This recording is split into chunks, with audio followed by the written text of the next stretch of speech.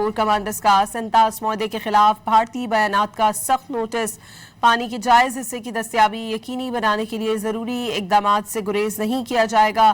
Chief of defence forces field marshal کی زیر صدارت کور کمانڈرز کانفرنس کا اعلامیہ جاری کر دیا گیا۔ انٹیلیجنس بنیادوں پر افغان طالبان کے زیر قبضہ علاقوں سے ہونے والی دہشت گردی کے خلاف کارروائیاں جاری رکھنے کا اعلان۔ معرکہ حق میں عبرتناک شکست کے بعد دشمن ہائبرڈ وارفیئر اور جھوٹے بیانیوں کی مدد سے بدامنی پھیلانا چاہتا ہے۔ بیرونی مدد سے انتشار پھیلانے والی ہر کوشش کو بغیر کسی ہچکچاہٹ سختی سے کچلا جائے گا۔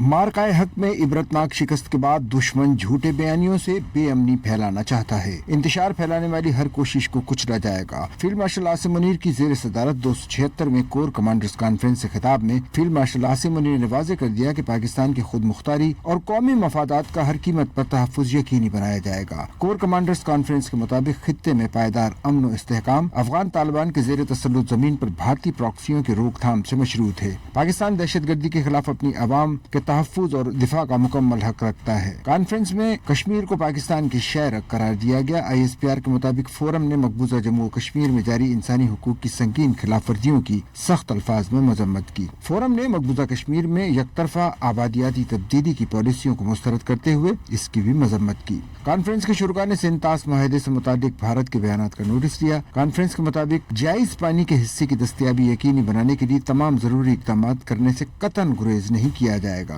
شرکاء کا کہنا تھا کہ قومی سلامتی کمیٹی کی 24 اپریل 2025 کی ہدایت اس بارے میں مکمل رہنمائی فراہم کرتی ہے۔ کانفرنس نے بھارتی حمایت یافتہ دہشت گرد گروپوں کے افغان طالبان رجیم کے زیر تسلط علاقوں کے مسلسل استعمال پر شدید تحفظات کا اظہار کیا۔ افغان طالبان رجیم کے زیر تسلط علاقوں سے پاکستان پر منصوبہ بندی پر بھی شدید تحفظات کا اظہار کیا گیا۔